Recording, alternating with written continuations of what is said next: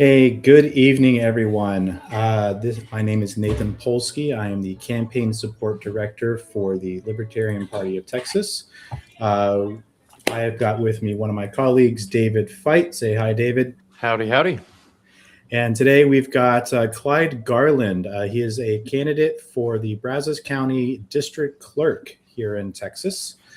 Clyde, you want to go ahead and give us a little introduction? Hi, well, I'm running for district clerk in Brazos County. I ran for more offices. I ran and lost as a libertarian more times than anyone. So I have some experience at running for office and losing. I did win once. It was a fluke because I was the only candidate on the ballot. But that's another story. I'm curious. First of all, Nathan, what county are you in? I'm in Lamar County, so I'm up in northeast Texas. I'm almost into Oklahoma. Some people in Texas like to say that I'm more Oklahoman than Texan, but I'm Texas. Lamar. Lamar. Lamar. Okay. And David, what county do you live in? I'm in Bell County, just north of Austin. You guys have any candidates from your counties? Well, I'm running for county commissioner. Okay, great. Yeah. Thank you. Okay, county commissioner. And we don't have anything going on in Bell County this cycle now. Yeah. We've had a few in years past, but this year there weren't really any races that we had qualified candidates for in our party. David's going to run next time. Small county. No. Well, I'd like to thank you guys for doing this because this is something different, and obviously, what we have been doing for 40 years doesn't show up on the vote totals or our membership list. So obviously, we need to do something different than what we have been doing, and what you're doing now is different. We've never done this before, and of course, the technology, and of course, what you're doing now, technology has only allowed it to happen for 10 years. Mm-hmm. So you're doing that, and of course, two days ago, LP National interviewed me like you're doing. Nice. And I says, okay. I said, well, great. So this is really a conversation between me and you and maybe 10 other people. He says, no, there's 600 of us, 649 actually. He looked at his records. I said, well, wow, that's terrific. I figured because this is new. This is new. People don't even know it exists, but National already has 100, say 700 people who listen to a broadcast like this. I'm sure that yours is a lot smaller than that, but still, I'm extremely impressed. Yeah, I think we did. Our first interview was on Tuesday this week. We had Ted Brown on, our U.S. Senate candidate, and I think we had a total of maybe about 50 people that were watching all the streams at once. And then if I go back and look at the views, there's already several hundred people that have gone and actually watched the video. So the people are seeing the content. They're paying attention. Obviously, district clerk is not going to be as big of a race as Senate, but we're still, it's still the same content. It's still the same platform. So we're still sharing the message. Well, that's very impressive. And I will assume that almost the 50 people plus the 200 are probably libertarians. Otherwise, they wouldn't bother to be listening to what we have to say. Therefore, I'll state my philosophy, which I believe is the libertarian philosophy, which happens to also be the Constitution's philosophy, which is we have the right to pursue happiness. Mm-hmm. All rights are a subset of that right. And of course, the Constitution adds in liberty and adds in the liberty to that. But that's just a subset of if you don't have liberty or life, then you can't pursue happiness. Right. I thought that was very, very, very unique of them to do that. Mm-hmm. So it really boils down to we have the right to pursue happiness, and the Constitution was designed to protect that right. Of course, they listed about eight enumerated powers they gave themselves, which take our rights away from us in those areas, in those very restricted areas. We have to pay for wars and stuff like that, and so they have the right to somehow get the money to do that. And of course some of us don't want to do that, so that takes away our right to spend our money the way we want. But anyway, the Constitution has only 7 limited things that they can do. Everything else is left to the states or the people. Very clear. However, 90% of all federal laws and 50% of all state laws are unconstitutional. And of course, no, it's not taught in schools, so nobody even knows the Constitution exists barely. Well, everybody mentions it, so they know it exists somewhere out there in the Netherlands. It's 50 pages long. Everybody says that it's too complicated for us to understand it. However, it's an easy read. Almost anybody who reads it can understand it. It is so simple that it has been summarized into 1 page.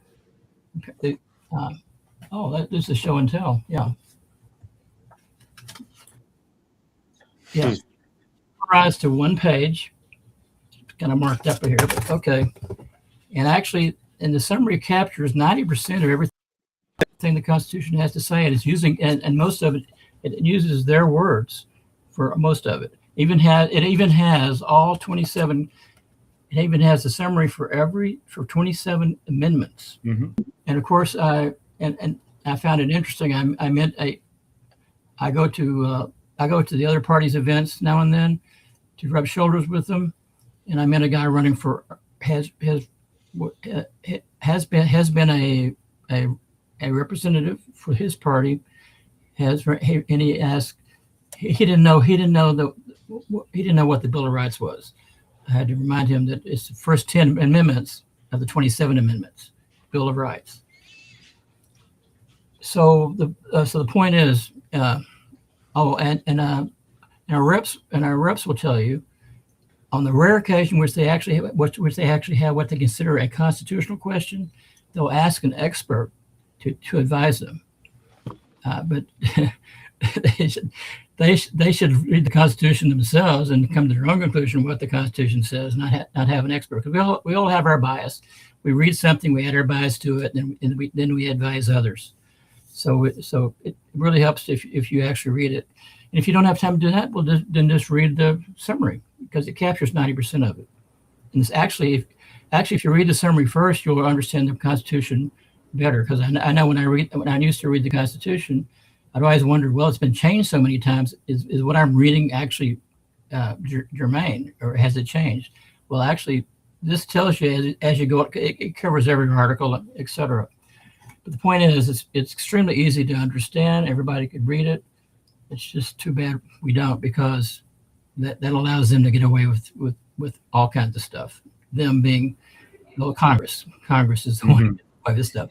And and of course, libertarians and Democrats are really objecting to Trump getting away with all kinds of unconstitutional stuff and ethical stuff. However, I don't blame him, because he's a human, and with that much power, it corrupts us. So we're gonna use us. If we have power, we're going to use it. Unfortunately, Ron Paul is the only person I know that was in Congress who resisted. He was known as Dr. No, because he voted against everything, because almost everything they proposed to vote on was unconstitutional. So it didn't matter if he thought it was a good legislation or not.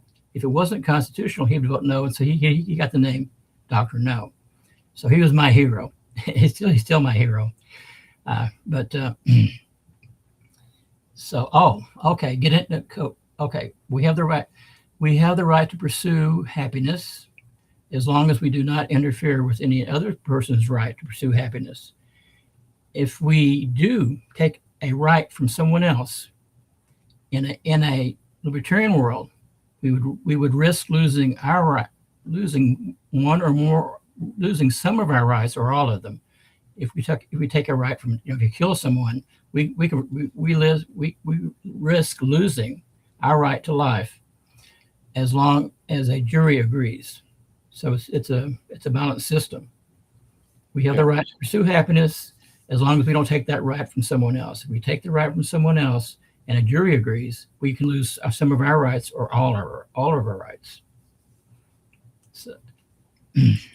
Yes, that is quintessential libertarianism. Don't hurt people, don't take their stuff, and that should be what it all kind of boils down to.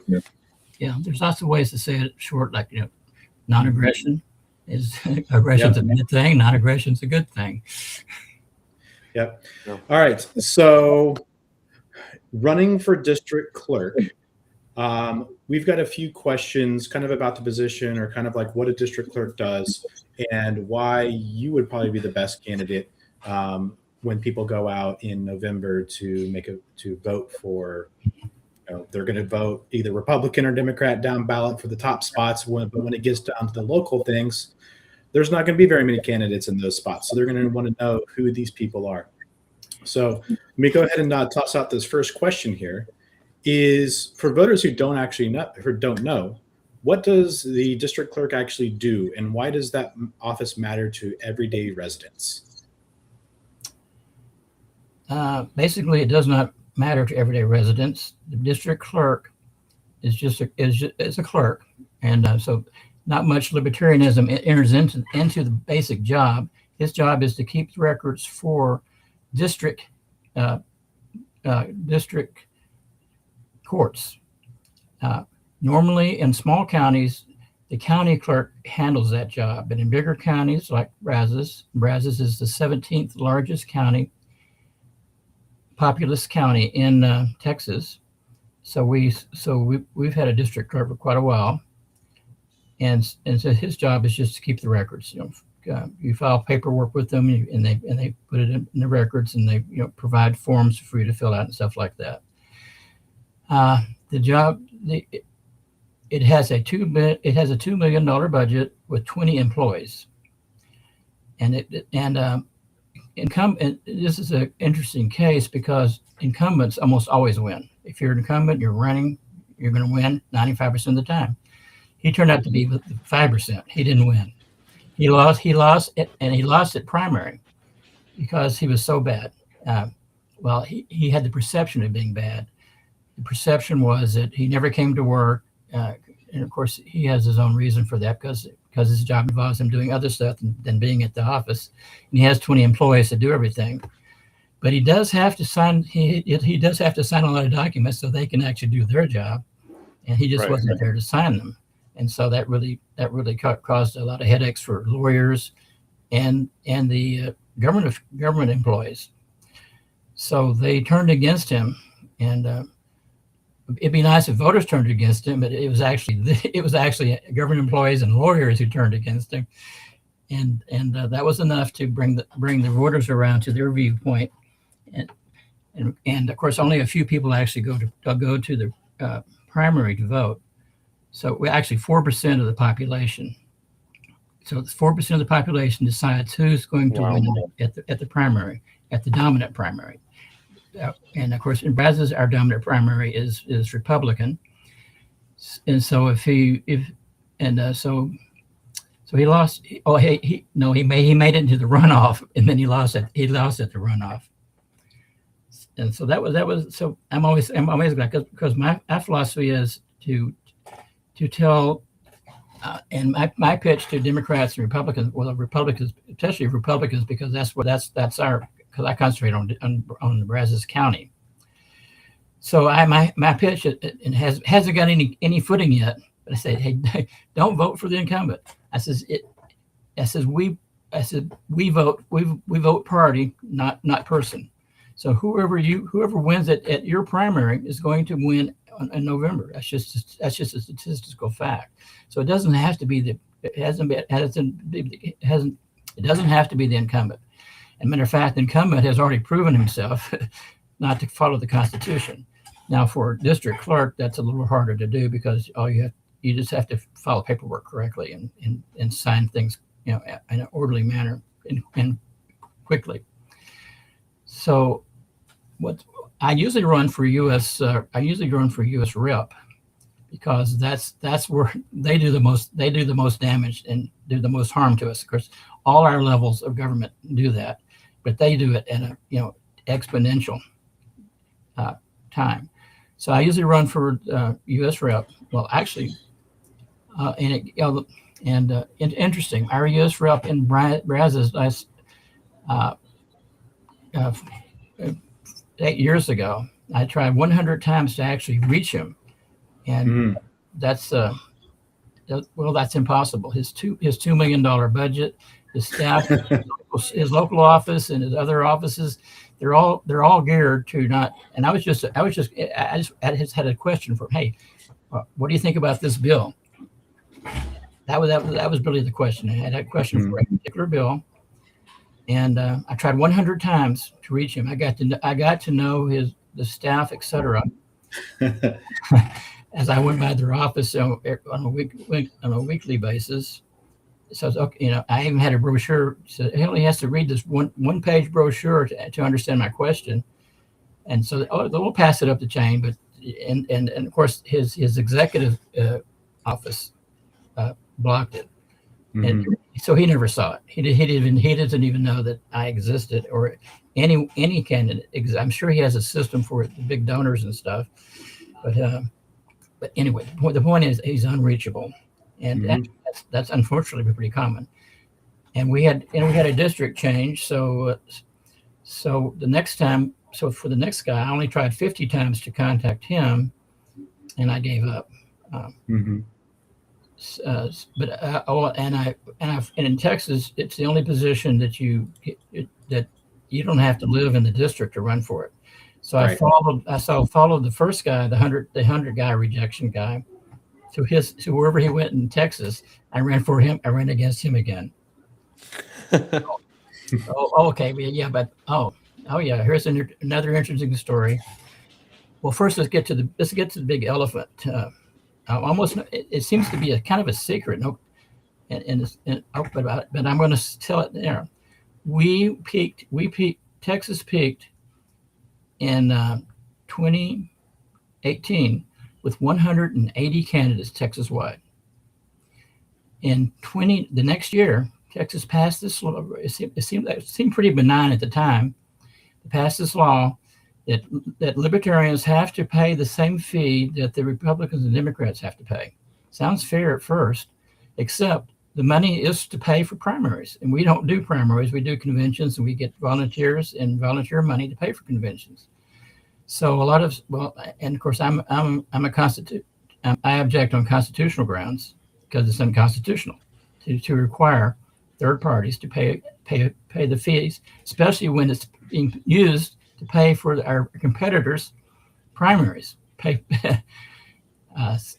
Now, if they had worded so that we had to pay ourselves, that'd be easy to do. We just simply, and we already worked out the strategy. They pay us, we pay them. No paperwork because they pay us this fictitious fee, whatever it is, it doesn't matter, $4,000 to run for U.S. Senate, and we pay it for them. So it's just a wash, and there's no point in doing the paperwork. It's just understood. So it wouldn't be a problem for us. We'd still have our candidates running without having to pay a fee because we're paying it for them. Okay, but libertarians, they don't like confrontation against the government. Most of them try to avoid government completely. So that costs us a lot of candidates. Even though my position is, hey, run for office and do nothing. Just your name, giving us your name to be on the ballot is huge, and that's the only thing you have to do. But even with that pitch, well, Brazos County is the most successful county in Texas because we didn't lose any candidates and we didn't lose any members, but everybody else did. So so because everybody else went down so low, we kind of stayed where we were. We're now the top candidate because we, out of the 20 candidates who are running in Texas. Oh, okay. Bottom line is, 180 on the ballot in 2018, and it's been going down ever since. And in 28-26, it's going to be 10 candidates. We had 20 candidates win in convention, including me, but only 10 are going to make on the ballot. And I'm one of the ones who won't make it on the ballot because I didn't pay the fee. That's not official yet. From a state point of view, I'm an official candidate because they haven't officially removed me. But based on history, the last time the last election, it was the first time that they kicked us off the ballot. Even though there was 2 ballots before that, they still put us on the ballot even though we didn't pay the fee. So if they were still doing that now, we'd have 20 candidates on the ballot. But the point is that little simple law wiped out 40 years of progress by LPT. And I think that's something we should shout about. Hey, how unfair can you get? I mean, yeah. So wanted to loop back to something you had mentioned earlier about the previous. He was the incumbent, I guess, but he's no longer in the running since he lost in the primaries. So we've got our second question here that kind of ties into that. Let David pick this one up. Right. How would you make court records, filing information, and jury service instructions easier for the public to access and understand?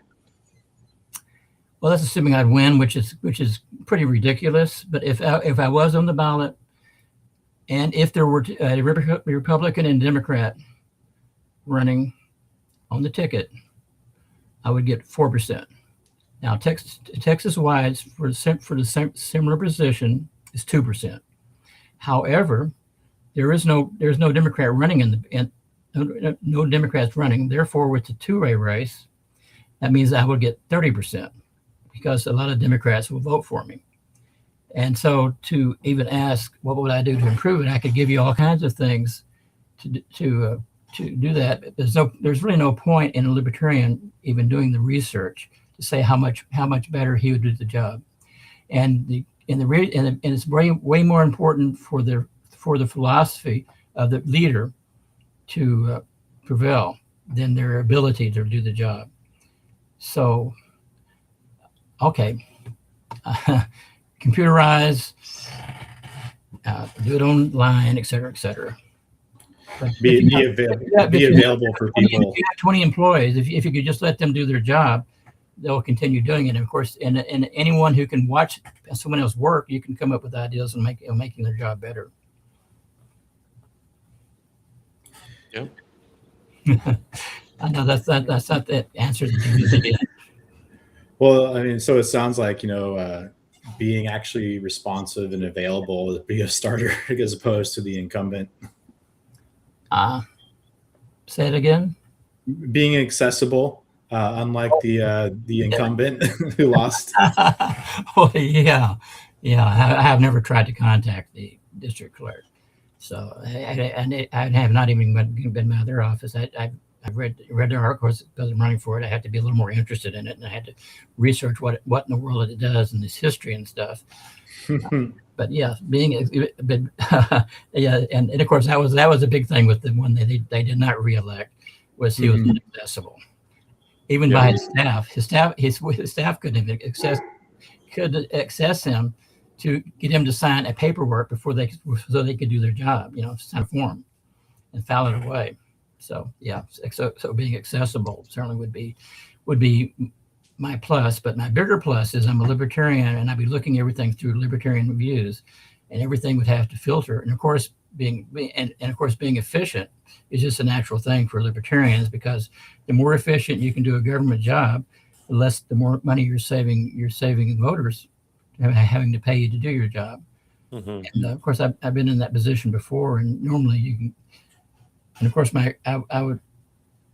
Oh, okay. We're playing like I'd actually win. Of course, I interview every employee, ask you what they do, and I'd probably end up, somehow getting rid of 10 of them, because the other 10 just as well or better if they did it a little slightly different. Yeah, that $2 million budget sounds like a good starting point. That's a dang good paycheck split 20 ways. Especially if you cut that in half, you're talking like 150, 200K a person. They average about $60,000 to $110,000 a year. Wow. And of course, you have other expenses that go into having an office, and a lot of that's adding in the county expense of providing an office and the space, and the IT backup, which is kind of what you guys are doing, and all that is all that's cost that goes into that particular function. Yeah. So if you're working on pure payroll, which is what most people do incorrectly in government, is it's a 1.2 million for payroll for just the payroll. So 1.2 million split 20 ways is what the actual payroll cost is to have that many employees in the office. Wow. Yeah, it's about 60. Remember right? I think my pay would be 120 million. I'm 120,000. $120 million. Good luck with that tax increase. And that would help fund the party for a while, though. We can just get one person elected, pay himself $120 million in the first year, and then we just take all that money and put it back into the party. Of course, if I actually had a chance of winning, I wouldn't mention that my goal would be to cut the staff in half, because that would really cost a lot of votes, because the staff wouldn't like it. Voters would probably like it. Well, no, because staff represents family and friends and relatives and blah blah blah. It's the same problem you have with teachers. Teachers get about 80,000 a year or more, and you can't touch them. But that's a different topic. Mm-hmm. The easiest position to run for actually is a federal position like U.S. Rep, because you have very little paperwork, and first of all, they don't even ask you to file financial forms until you spend thousands of dollars. Like for president, I think it's 5,000. When you're running for president, I'm running for president is the easiest of all to run for. But the next one is senator, and then Senate, and then U.S. Senate, and which is the one I specialize in running against for, because they're so corrupt. Yep. Well, I think you've answered all the questions. We had a few more lined up, but you've already touched on all of those, so I don't think we need to repeat any of them. Is there anything else you wanted to bring up about either your specific campaign, the efforts that you're going through, some of your previous experience? You said that you've won before. You can talk a little bit more about that. No, that was on the same ballot they put. I ran on the grounds that it should be abolished, and so the city commissioners thought that was they said, oh, okay, we'll put on the ballot the same ballot that I got elected on to abolish it. So when I got elected, at the same instant I got elected, the office was abolished, which was my platform anyway. So I was successful in getting it abolished. I think that makes you the most successful libertarian ever, winning an office and immediately having it abolished. Very strong. Well, when you had that variable in there, I don't think anybody in this country that I'm aware of can say that as well as a libertarian or any other party saying that, yeah, I ran on a platform to abolish the office I'm running for. I won and it got abolished. Yeah.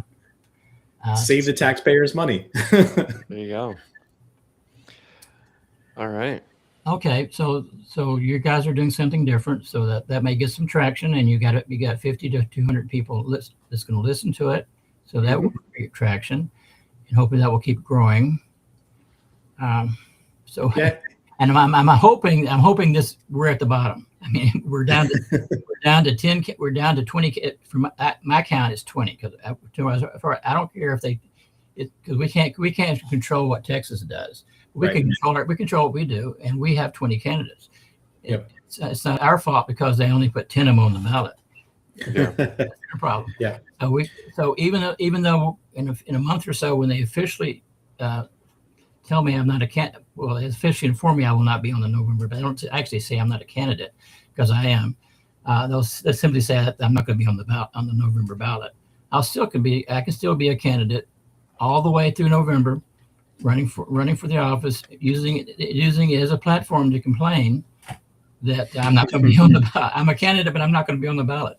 I think that's a really good pitch to the voters.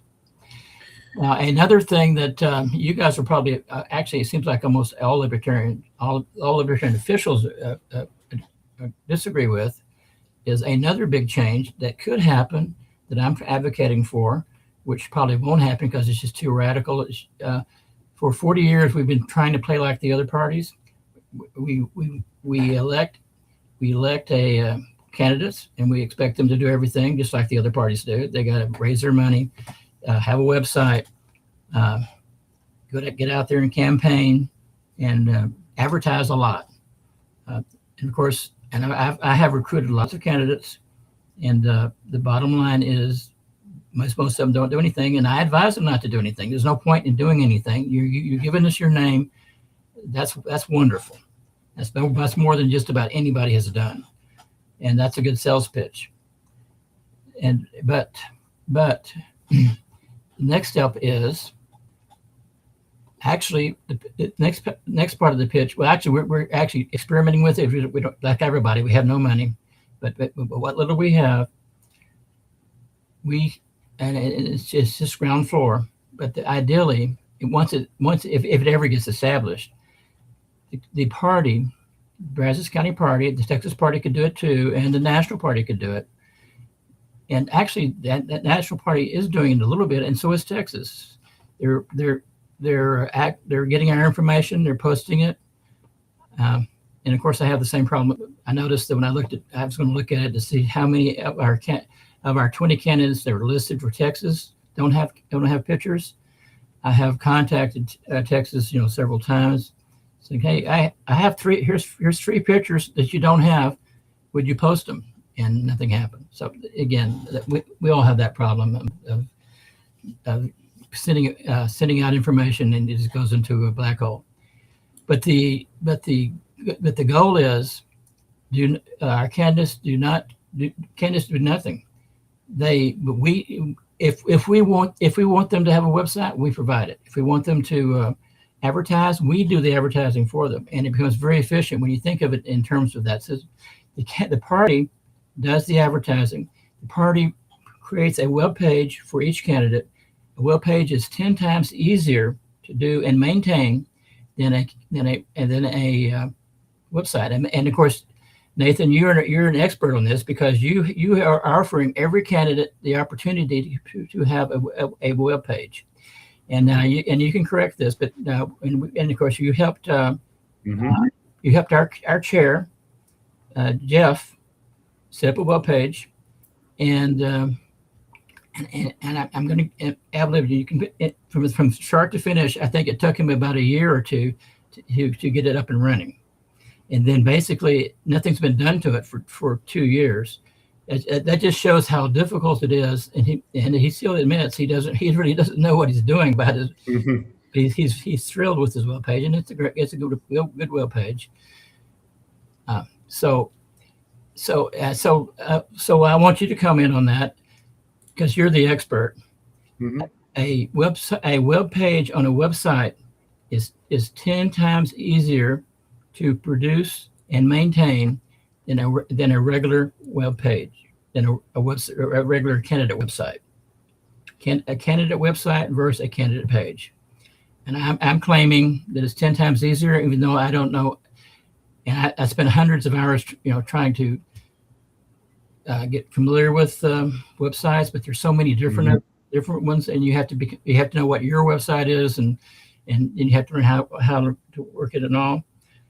so I asked the question again, because you may say, well, it's twice as much or it's 100 times as much. I don't know, but you're the expert, and of course you have never yourself produced a candidate page, but you certainly have the skill to do so. So I'm going so to make my statement more accurate, should I say 8 times or 100 times or what? I mean, if you're just making just like a single web page or a single page on a website, it's not very difficult. You just need to have the information to put on there. You don't have to do a bunch of the back end work. It's easier because, like I said, there's less work to do as far as managing it. But a good candidate website itself, it can be just a single page. So if you can have just a single page website that has all your information there, that would look like if it was just a sub page of somebody else's site. So both are doable. It just kind of separates the information out. It's easier to give people like a direct link to say, here's how you can find me, because people don't want to have to try and remember very long links just to get to somebody's page. Yeah. Okay. Well, I'm going to take that to mean, from your point of view, it may be twice as difficult to have a candidate page and maintain it than it is. Yeah, depends on the size of the campaign and how active they are. Okay. Yeah. Now, once you have candidate pages, advertising becomes very easy. For example, meet our candidates on our website.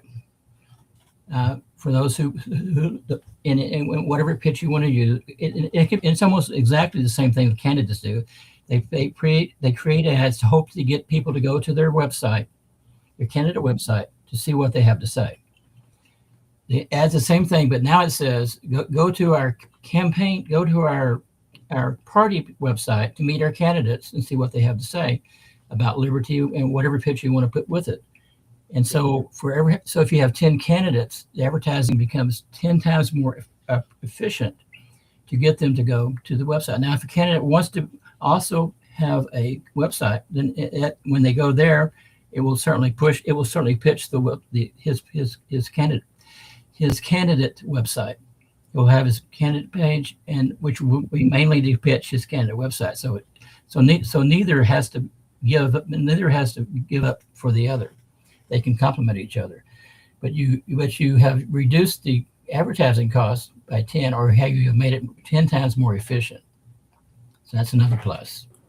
Yeah, and that's something that we can do as well in the future, and work with some of the candidates on that. But for right now, we are nearing the end of our scheduled time here. David, did you have anything else you wanted to ask Clyde? No, I think we covered everything. All right. Thanks for coming on. Yeah. Thank you again, Clyde, for hopping on here. Do you have any shout outs before we go? Well, I'm guessing almost the 550 people who are listening are libertarians. You're going to vote for libertarian no matter what. So thank you. Yeah, we never vote what you get. So yeah, keep that. But the reason to do that is because philosophy is way more important than ability. And the worst thing you want to do is have someone with great ability, which are incumbents who have lots of experience,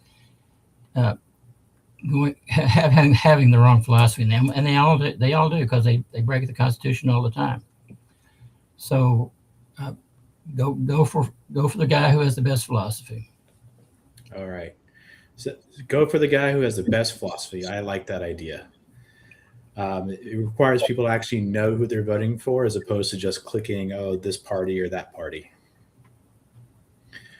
All right. Well, again, thank you again, Clyde. For everybody who's tuned in, Clyde Garland, he is running for district clerk over in Brazos County.